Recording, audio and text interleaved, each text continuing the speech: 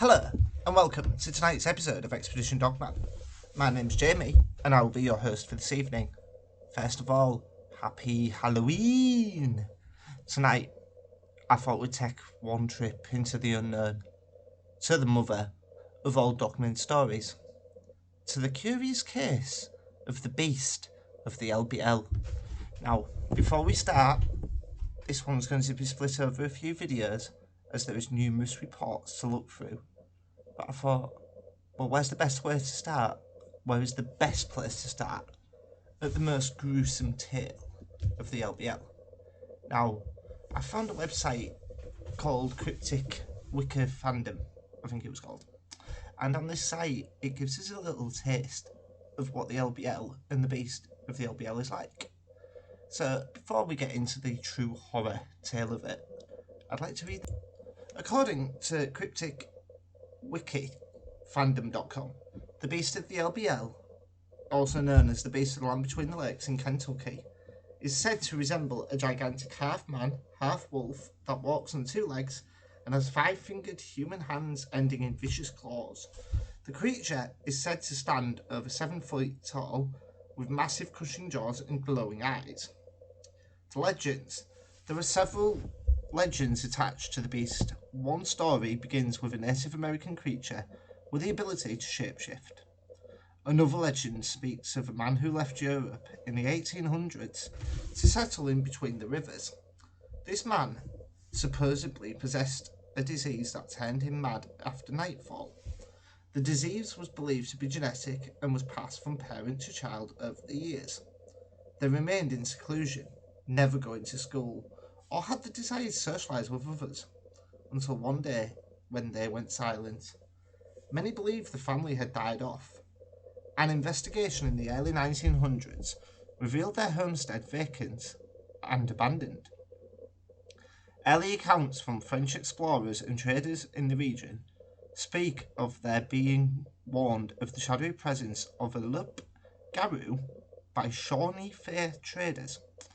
A later legend claims that the monster is the spirit of a shape-shifting, changing Shawnee shaman who was killed off in wolf form by the inhabitants of his village for abusing his powers.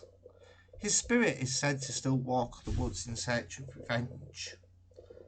Accounts of the creature from the early days of the American expansion into Kentucky tell of hunters disappearing in the woods and of strange unnatural howls that echoed through the forests at night time. At this time, bison still roamed in wild Kentucky, and hunters would sometimes encounter mutilated carcasses of these massive animals lying half-eaten in the deep grass, their throats ripped open by massive claws.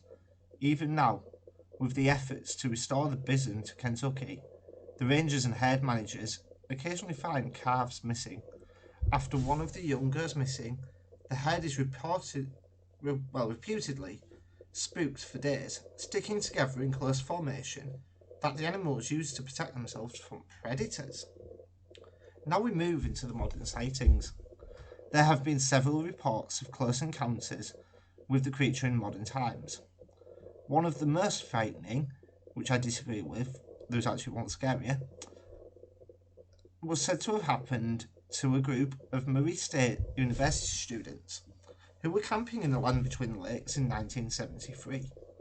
A group of young men were enjoying the woods on a warm spring weekend, sitting around a fire built by their VW microbus, and just generally having a fine time.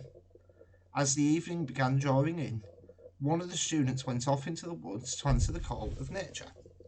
When he returned to the campsite, he told his friends he'd felt like something was watching him, that he heard something sniffing in the woods. His friend said that he had heard just a wild hog or some other animal. The student said he never heard anything like it before, and he grew increasingly nervous as the darkness gathered. As the night grew dark, the group started to hear the shuffling sound of something large moving in the fallen leaves. It seemed to be circling their campsite, moving incredibly swiftly. The boys began to become anxious. They shined their flashlights into the woods in the direction of the footsteps but saw nothing, and then the howling began. It was a wild, insane howling, like a wolf, only much louder than any wolf could ever be, and with an unnatural, blood-curdling quality that made the howling sound almost like mocking laughter. It seems to come from everywhere around them. First one side of the circle of light around the fire, and then from the other. Soon the terrified campers began to catch glimpses of a pair of glowing red eyes as they ran past in the dark. The terrified boys retreated into their Volkswagen bus and wisely decided not to stick around to get a better view. Tearing down the road, they soon saw they were being pursued, and that a massive shadowy figure was racing behind them, barely visible in the bus tail lights. As the bus slowed to take a corner, there was a massive jolt, and then it seemed as if the Volkswagen, something was holding on its back, giving it everything. They broke free and tore out the forest and didn't stop until they were back on the Miri campus. Back on the campus, they found 4 deep gashes, like claw marks torn into the metal of the engine compartment cover the bus. Now that's just one story from the LBL. We'll cover that another time. But the one I want to talk to you about tonight, it goes on to say on this site that it was in the 1980s, like 1985 when this happened, but it wasn't. It was 1975, and the story starts with 2 policemen in the local petrol station, or gas station as they call it in America, and they wouldn't talk. They were scared shitless. They were terrified. Eventually the attendant came out to find out if they was okay, and both of these officers were as white as ghosts, and eventually they started to talk. They said we're not okay, and they went on to explain what they saw of the events of the Beast of the LBL 1975. The legend goes that a family of 4, now we might just keep this in mind, a family of 4, there was not 5, but we'll come on to that next week. Going back to the account of the legend, there was a family of 4 camping in the woods, in the RV park. This was about the autumn time. The season was more or less over. And in America, RV vans are massive. It's like massive motorhomes. And the legend goes that this family of 4 was camping. And the mother was wearing a cologne. Now, this is important, especially when we analyse this story at the end. But just for now, the woman, the mother, was wearing cologne. She was inside the camper van with the youngest daughter. The eldest daughter, the son and the father were outside. They'd gathered the firewood and they were chopping it. All they heard was a blood-curdling howl. And with that, the father had his head decapitated. And the son was ripped from head to his groin area by this creature. With that, the creature rips the door on the RV van, absolutely brutalised the mother, and the daughter, it carried off, mutilated her, left her hanging in the trees, body parts everywhere. How the police found it, the story goes that a couple were driving by in the car and saw the remains of this gruesome sight. They went down to the petrol station, or gas station, whichever you wish to call it, and called for help. Many hours later, the police showed up and found the incident. Now, actually, I will mention Roger now. There was no 5th person in the accounts. If you look at the original account of the LBL, it was clearly mentioned about a family of 4. There was no mention whatsoever of the 5th person. Even if this was a government cover-up, surely it would have leaked, especially with the two policemen going to the gas station. They wouldn't have had time to sign an official Secrets Act. So to me, I'm sorry, but Roger, you are a fake. Also, he claims that it was the creature that was found in the trees. That somehow they managed to shoot this creature. They didn't.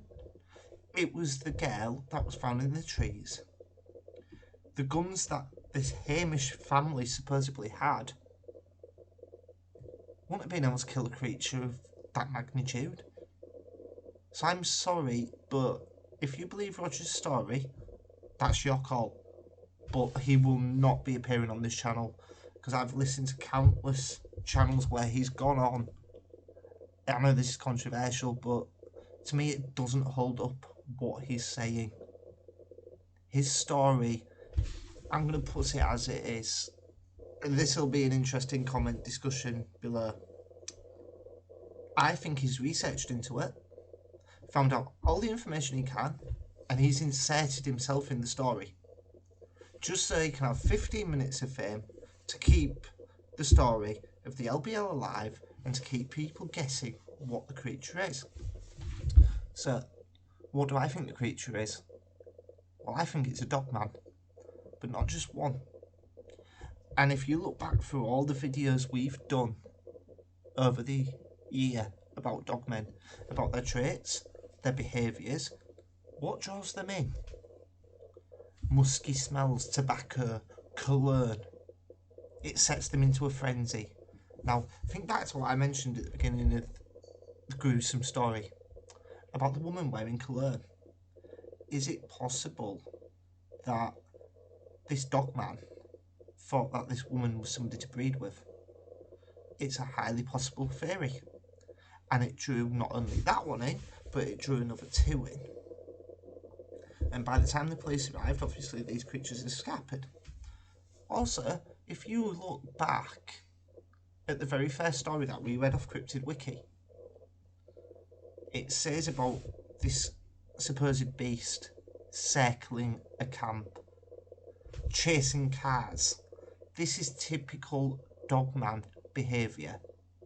So I'm sorry, but I do not believe Roger's tale. I'll mention his story in another video, because to me, to be honest, that's a video upon itself. There is other stories of the LBL we'll be sharing.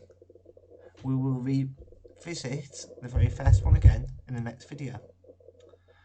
But to go back to the main story, the one that's made the LBL infamous, I think this family was in the wrong place at the wrong time, and what drew the creature in was the woman's cologne. But what do you think on this Halloween night as we revisit the case of the LBL? Do you think it was a dogman? Do you think it was a spectre? Because let's face it, the LBL is not just known for this beast, it is known for paranormal activity. So, is it possible, as we surmise here tonight, that this could be a creature of a different kind? Or is it what I said it was? What's your theories? Come forward. And if you're enjoying this content, please do consider liking, sharing and subscribing. And until next time, my friends, be aware of the howl.